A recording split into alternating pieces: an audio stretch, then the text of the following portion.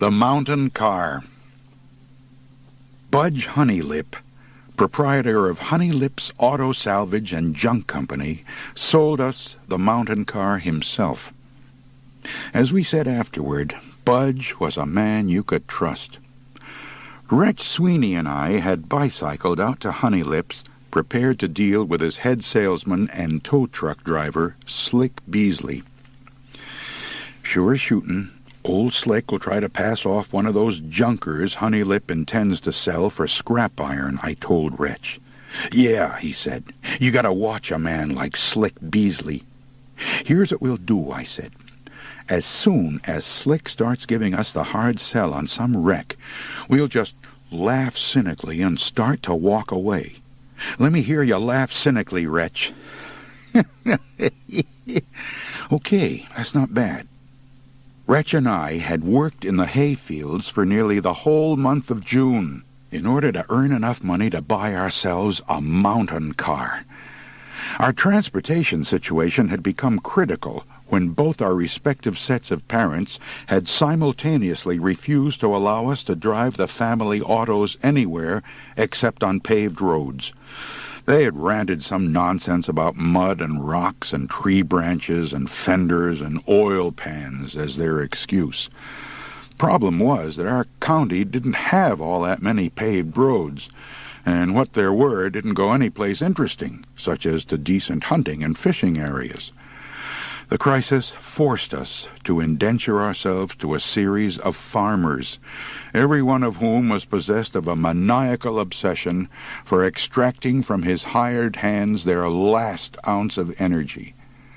If we so much as stopped for a drink of water and a bit of conversation, the farmers would yell at us to stop goofing off because they didn't want their hay to get snowed on before Retch and I got it in, which was ridiculous since it was still only June. Our suffering and exhaustion were almost too much to bear. Retch and I each contracted a blister, in fact. When we showed our injuries to the farmer of the day, all he did was to laugh cruelly and say that it was so rare and strange for blisters to rise up for no known reason, he had a mind to send it in to Ripley's Believe It or Not. Farmers were an insensitive bunch. Having come by our money through such hard labor, Retch and I were not about to be snookered out of it by some high-pressure salesman like Slick Beasley. By the time we had bicycled out Cemetery Hill Road to Honeylip's Auto Salvage and Junk Company, we had our plans laid. The main idea was to slip into the salvage yard and check out the cars before Slick even knew we were in the vicinity. That way we would be able to arrive at our independent judgments without being confused by a barrage of sales talk. Everything went well until we started examining the first car, opening and closing its doors, looking under the hood, kicking the tires, gazing in wonder at the miraculously low mileage recorded on the speedometer. "Afternoon, gentlemen," a voice behind us said. "Anything I can help you with?" It was Slick, calmly leaning against a rusty Packard, pretending to clean his fingernails with a penknife. We're just looking," I said shrewdly. "Too bad," said Slick. "I happen to have a nifty little number here that runs like a dream." He slid into the car, started it, and gunned the engine into a banging roar. It sounded good. Slick shook his head as he turned the key off. A rich banker in town is supposed to stop out any time now and buy this vehicle for his spoilt brat of a kid. Oh, how I do hate to see them rich kids get everything. Shucks, I'd sell this car right now for half price just to prevent that from happening. "How much?" I asked. "100, Slick said. Retch and I laughed cynically and started to walk away. Then Budge Honeylip popped out of his office in the company's Quonset hut. "Dang it all to heck, Slick," he yelled. "I got a good mind to give you the boot, trying to foist a car like that off on these boys for $100. "But, boss," blurted Slick. "Don't but me," yelled Budge. "You get on over to the shop and change the oil in the tow truck." Won't be nobody around there you can cheat out of their hard-earned money." Slick hung his head and slunk off toward the Quonset hut. I felt sorry for him, but he had it coming. Budge put his arms around Retch and me. "Now you boys just tell old Budge the kind of vehicle you're looking for." "A mountain car." "You mean like for hunting and fishing?" "Yeah, the kind of car that'll go just about anywhere." "Oh, well, you don't want something fancy then. Something with fenders and all that might get caught in the brush." "No," Retch said, "it don't need fenders." Budge said in that case he had just the car for us.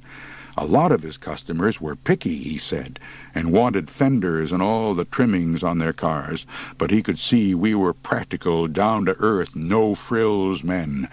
In addition to all his other qualities, Budge could judge character pretty well.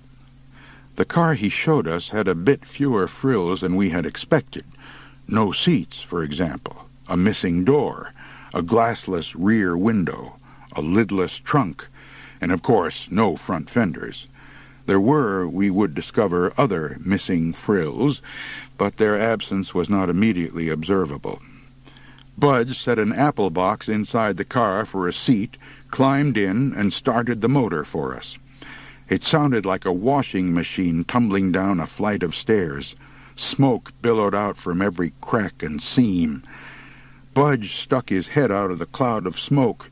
"Course it needs a tune-up, but you two look like you might be pretty handy with tools, seeing as how that ornery Slick tried to pull a fast one on you. I could probably let you have this prime mountain car for, $40.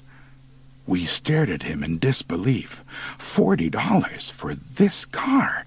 He had to be out of his mind. Budge apparently was reading our thoughts, because he started to say, "Well, on the other hand, now that I think about it, maybe I could—" "We'll take it," Retch blurted out. "Yeah," I added quickly. "You said $40. You can't change your mind now." You could tell from the look of astonishment on Budge's face that he hadn't run into a couple of sharpies like us in a long while. Obviously, when he realized what a mistake he'd made, he'd thought about raising the price, maybe doubling it. He even as much as admitted his blunder after we had completed the transaction. "I tell you something, boys, it ain't every day I sell a car like this one for $40. Scarcely believing our good fortune, Retch and I loaded the bikes into the back of the car and were driving off when we saw Slick standing in the door of the Quonset hut. His mouth gaped as he stared first at us, then back at Budge, then at us again. We decided to give our mountain car a quick road test on Cemetery Hill. The hill was by no means as rugged as the terrain our mountain car was intended for, but it was sufficiently steep and winding, as may be judged from the fact that the hill did not have a cemetery on it. The name had been invented by loggers who had to drive trucks down the steep, twisting grade.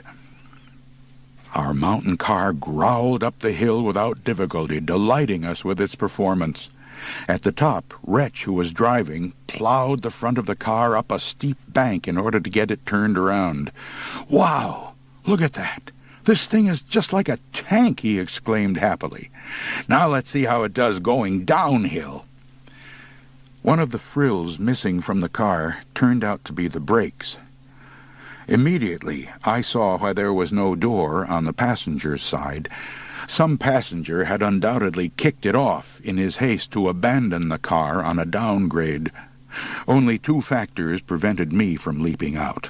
One, a fierce determination not to abandon my friend, and two, total paralysis. Sitting on the seatless floor of the car, I could look down through gaping holes and see the earth rushing past a few inches away. Even worse, on one turn I could see sky rushing past. Somehow Retch managed to get down the hill without flipping us over. After we had coasted to a stop, we sat silent for a long while, savoring the sensation of breathing. Presently a farmer drove up in a truck. He squealed to a stop and rushed over. "You boys all right?" "Yup." Retch said. "You're lucky to be alive, from the looks of it," the farmer said. "Your car is totally demolished." Retch and I smiled feebly but appreciatively. It isn't everyone who can joke like that and still keep a straight face. Retch and I drove the rest of the way to his place in low gear.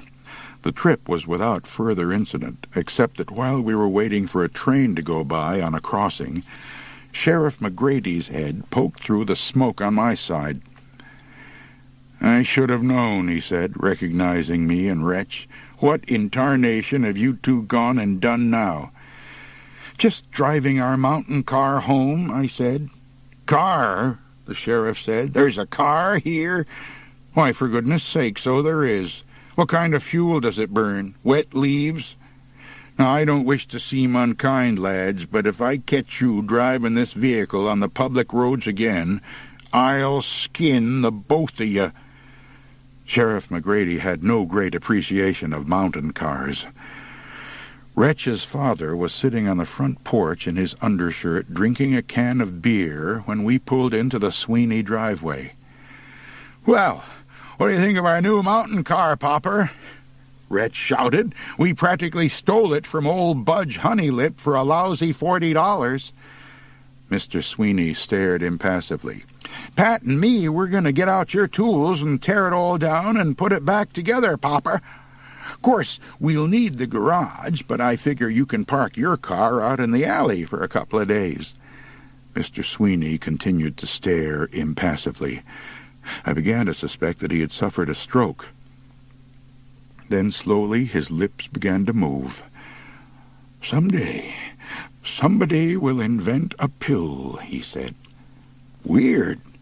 Retch and I attributed this muttered nonsense to a slight stroke or maybe temporary senility. We worked on the mountain car for a week, dismantling it piece by piece and arranging the parts in neat order on the floor of the garage and down the driveway and around the lawn. Mr. Sweeney would come home in the evenings, park his car in the alley, stare balefully at us and dispersed parts of the mountain car, then go into the house muttering to himself about the invention of pills. The man was not well. My fellow mechanic and I were not feeling all that great either. Bit by bit, our confidence in being able to reassemble the mountain car eroded. Panic started to set in. We began to quarrel. "The long gizmo with the holes in it bolts onto that big thing over there," Retch would say. "You're crazy," I'd yell. "The flat thingamajig with the doohickeys on it goes there." Nevertheless, the car was reassembled in a single weekend. All the gizmos and thingamajigs and doohickeys were bolted into their proper places with swift efficiency, if not actual frenzy. The work, however, was accompanied by a steady stream of creative cursing that turned the air of the neighborhood blue for weeks afterward. Occasionally, Retch's mother would come out to the garage and complain about the vile invectives rolling up from the bowels of the mountain car. "Hush," he'd cry, "the neighbors will hear." "I don't give a bleep if they do hear," Mr. Sweeney would reply. "Now hand me that box wrench, Retch, and be quick about it." "Sure thing, Popper." "But are you certain that whatchamacallit goes there?" "Shut up." Mr. Sweeney did a wonderful job of putting the mountain car back together, and it was almost as good as before. He even repaired the brakes. To show our gratitude, we offered to take Mr. Sweeney along on our first fishing trip in the mountain car.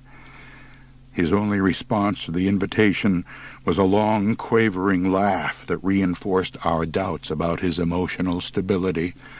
The mountain car provided us with enormous pleasure, hauling us to the very ends of wilderness roads, and often as not, back again.